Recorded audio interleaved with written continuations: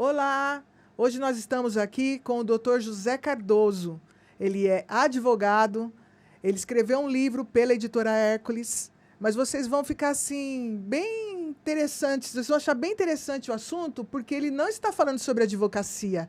Ele está escrevendo um livro sobre os evangelhos do Novo Testamento e de uma forma totalmente diferente. Ele está falando de forma poética. Então, ele não é só advogado, ele também é um poeta, né, doutor José? É isso mesmo.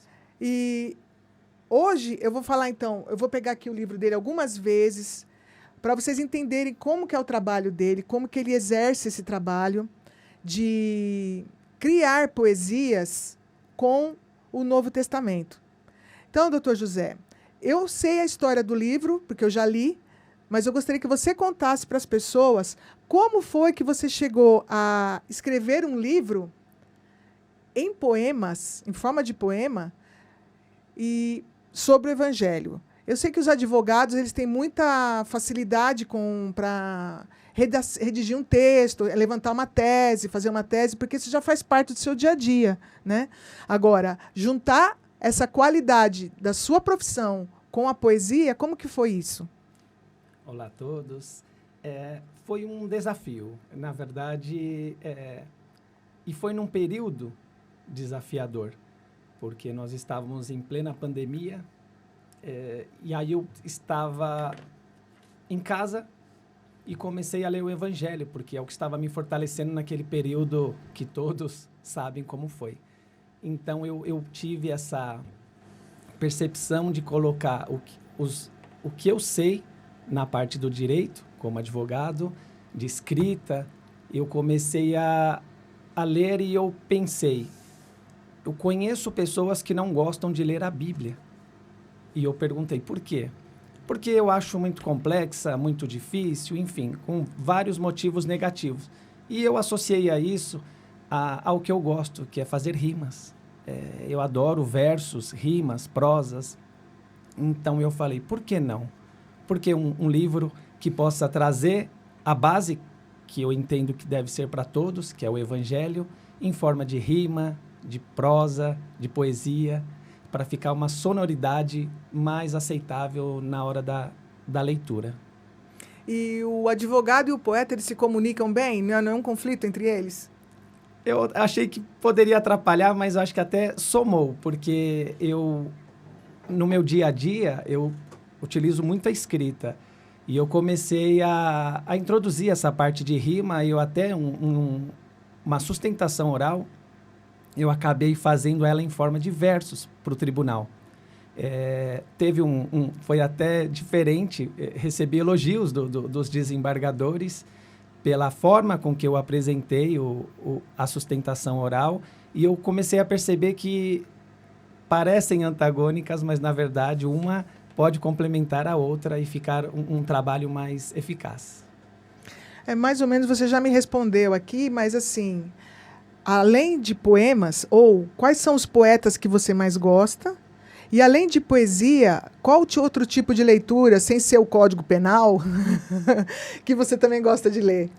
Bom, a minha base de versos, de poesias, ela vem da literatura realmente, que é vasta e rica.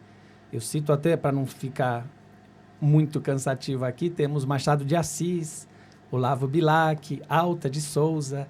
Então, essa base me ajudou também a entender o que é um soneto, o que são prosas, poesias, rimas. Eu acho que foi bem edificante para essa parte do meu início.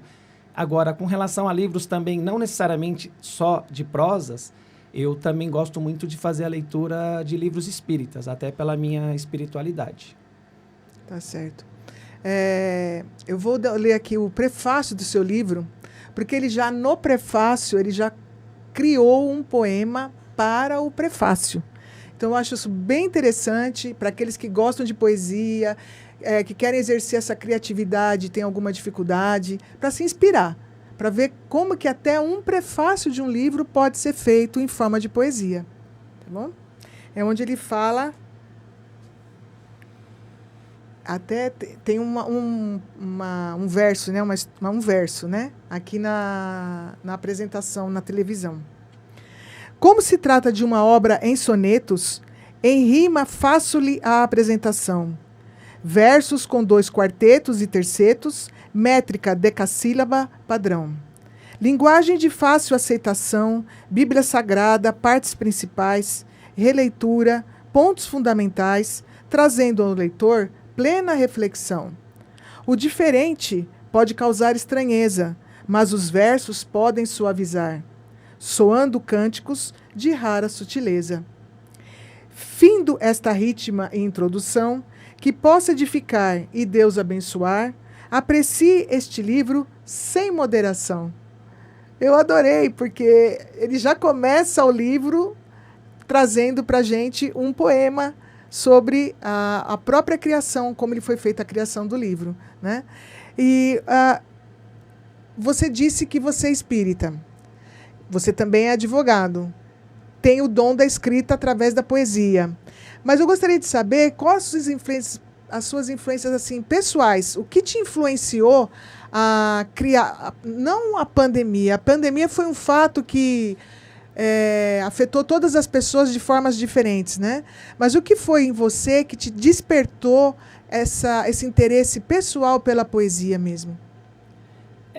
Eu me identifico muito com o Novo Testamento. Eu acho riquíssimo.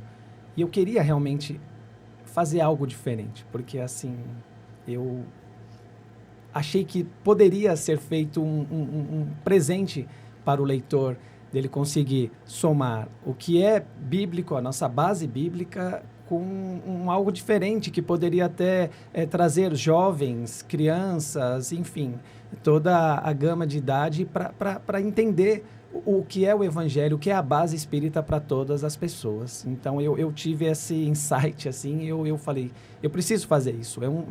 Vai ser uma realização de um sonho, porque eu sempre tive um sonho de fazer um livro. Não sabia o quê. E aí, nesse período, veio essa intuição e eu falei, não, eu vou abraçar de coração, de corpo e alma e realizar realmente o que eu gosto, que são rimas. E normalmente as pessoas fazem poemas, mas poemas livres, né? Assim, sem aquela padronização. E ele usa uma das métricas, uma das formas de criar um poema, que são uma das mais difíceis que tem. Então, não é tão simples assim. Se vocês forem observar os poemas que ele escreveu, eles têm uma regra que você vai explicar agora. É um padrão antigo de se fazer poema, né? Não é uma coisa atual. As pessoas hoje acham que escrever assim... qualquer poema é válido. Sim, qualquer poema é válido. Mas essa forma de escrever o poema, ela é mais inspiradora, porque a pessoa tem que realmente trabalhar as palavras para que aquilo se encaixe milimetricamente dentro do texto. Então, eu queria que você explicasse como que você faz essa produção dos versos. Na verdade, todo o livro ele é composto por sonetos, que são 2 quartetos e 2 tercetos, ou seja, são 14 versos, 14 linhas, né, para entender melhor. E cada linha, cada verso, ele é composto por 10 sílabas, a gente fala decassílabas, e essas 10 sílabas são linguagens poéticas, rimas. Então, a dificuldade é você colocar, no meu caso especificamente, o Evangelho em 10 sílabas naquele verso para dar o sentido bíblico, porque não adiantava eu colocar palavras avulsas sem nenhum contexto. Então, eu confesso que foi um desafio, mas eu gosto desse tipo de desafio, porque depois que é concretizado, a realização vem em dobro. Então, assim, o soneto já é difícil por si só. E ainda decassílabo, realmente me trouxe... Eu ficava lá contando nos dedos. Olha, passou, vou ter que tirar essa palavra. Vou ter que fazer vou colocar um sinônimo. E aí você tinha que procurar que palavra que pode substituir essa que não vai descaracterizar a passagem bíblica. Então, assim, foi realmente muito desafiador, mas eu gostei.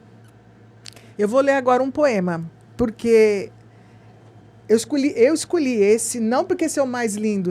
Todos os poemas dele são muito bonitos. Eu escolhi esse pelo personagem bíblico que ele apresenta, que para mim é de extrema importância e de muita discussão até atualmente sobre a sua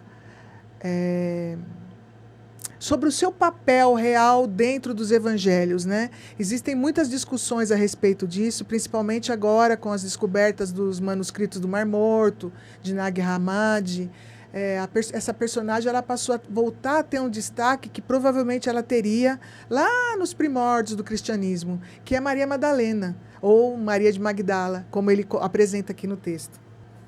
De Galileia conheceu Nazareno, vida pregressa, refém da beleza, vicissitudes, pecado, tristeza, da sombra da morte ao trilhar pleno.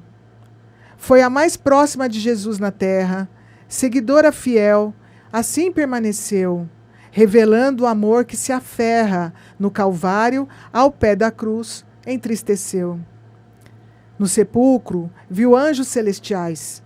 Na aparição de Jesus, vitória, primeira a vê-lo aos olhos mortais. Não chorou pelos seus atos, mas por Jesus. Foi ao vale da lepra, trajetória, venceu a porteira estreita, foi para a luz. Muito bonito. Parabéns. Gratidão. Então, assim, você publicou esse livro, eu sou encantada com o livro. Eu não vou dizer, eu sou sincera, assim, eu não leio muito poema, mas tem poemas que são inspiradores. Os poemas de Dr. José Cardoso são inspiradores, não só porque está envolvido algo que já é inspirador, que é o Novo Testamento, mas pela forma, pelo trabalho, pela dedicação que ele teve ao criar esses poemas, né? Então aqui fica a pergunta: virão mais livros, mais poemas, ou esse vai ser filho único do Dr. José? Olha, eu tenho comigo nunca dizer nunca, mas por hora eu quero trabalhar com ele, porque realmente eu entendo que foi uma realização de um sonho, tá traduzindo ali o meu sentimento, o meu coração, minha alma, não que os outros não possam também ter, mas eu quero viver um pouco este livro, ir para a parte de palestras, oratória, enfim. Eu gostaria de trabalhar um pouco essa parte. Existe, assim, uma pergunta que eu acho bem interessante para quem quiser começar a escrever. Existe algum dia da semana, algum horário, algum momento, alguma coisa que você faz? Por exemplo, eu vou entrevistar uma outra autora hoje, que ela criava as histórias, os textos, os contos dela, correndo. Enquanto ela corria, as imagens vinham na mente dela. Então, para você, existe algum momento especial do dia, da semana, que te inspire mais a criar esses poemas? Na verdade, não. Eu acho que é muito de intuição mesmo.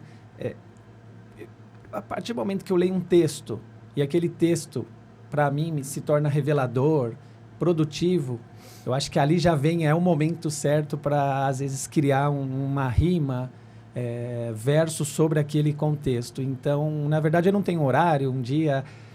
nesse caso do livro, foi quando eu estava lendo o Evangelho, que eu tive que ler várias vezes para entendê-lo, para conseguir reproduzir de forma mais fiel dentro desse contexto de rima. Mas eu não teria um dia, um horário, um momento, seria realmente leitura.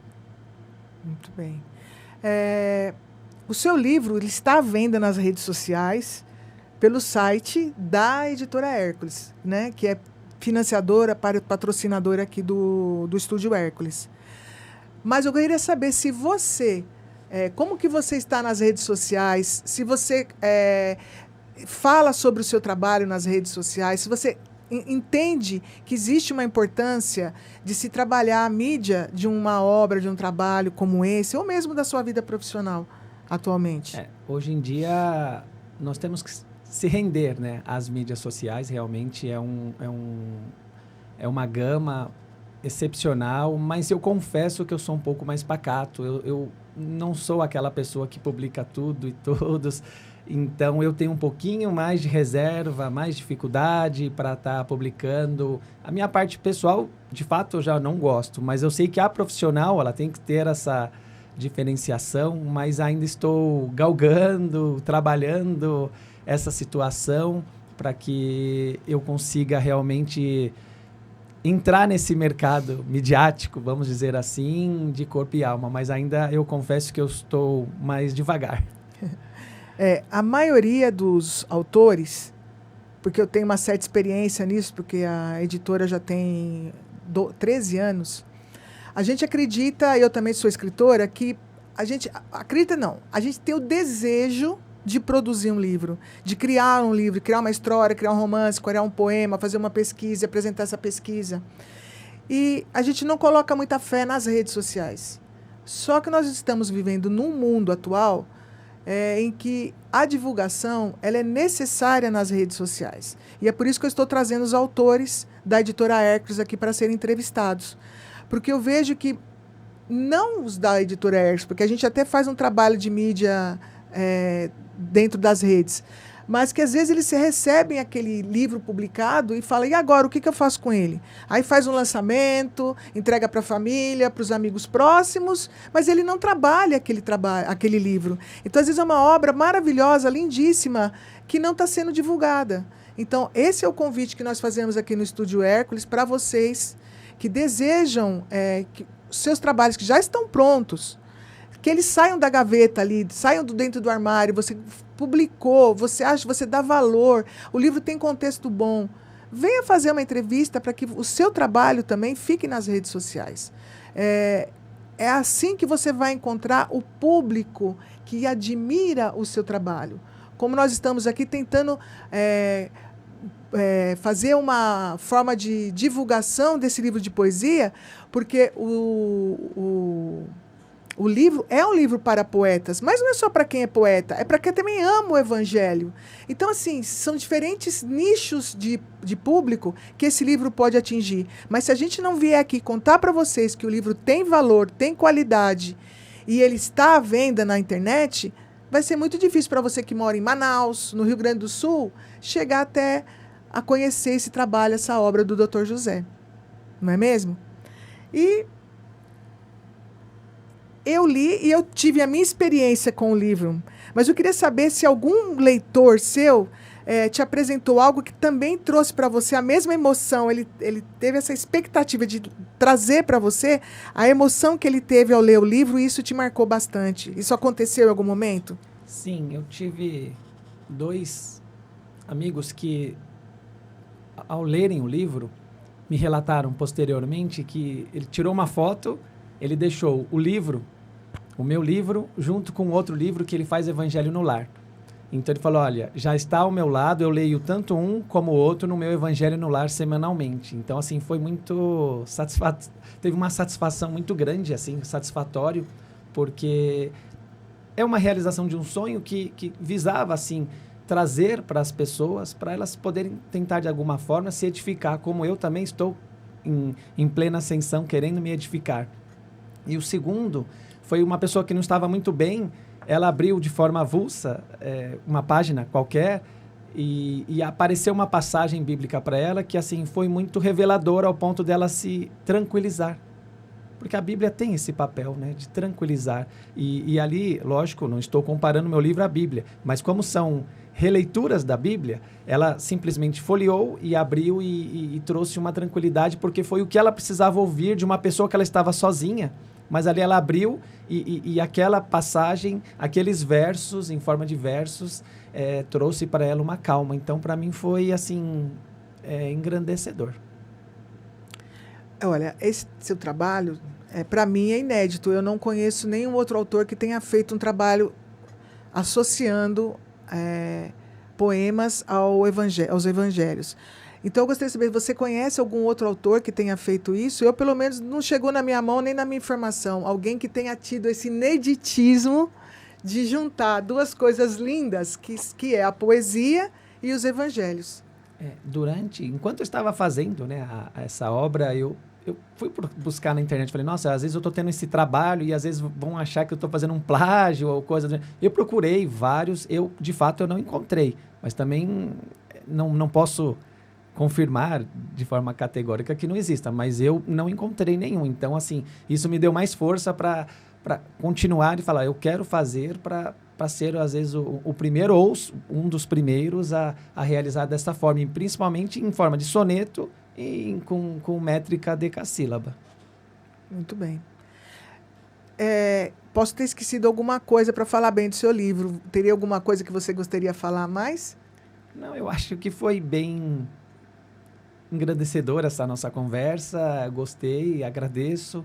Foi bom para divulgar realmente a realização do meu sonho, e é o que essa obra tinha como finalidade, é atingir o leitor, trazer um pouquinho de tranquilidade, de calmaria. Sabemos que temos provações ao longo da vida, de ciclos, mas esse livro ele era para vir realmente para edificar, mas, acima de tudo, trazer uma tranquilidade para saber que não estamos sozinhos. Isso mesmo. Você gosta de poema? Leia Evangelhos em Soneto. Você gosta da Bíblia, do Novo Testamento? Leia Evangelhos e Sonetos. Só tem a engrandecer a sua pessoa, só tem a te trazer mais informações, mais sentimentos, mais emoção em cima da leitura do texto, porque é um texto difícil. Os evangelhos não é só uma narrativa, né? Ali tem muita coisa que a gente precisa interpretar, entender mais a fundo. Então, os evangelhos em sonetos, eles vão ajudar vocês nessa caminhada dos estudos bíblicos. Eu quero agradecer, então, ao Dr. José Cardoso Júnior por ter vindo aqui participar dessa entrevista com a gente. E quem sabe, em breve, ele faça um novo livro e venha trazer aqui para a editora Hercos produzir também. Muito obrigado pelo convite e fico aqui à disposição.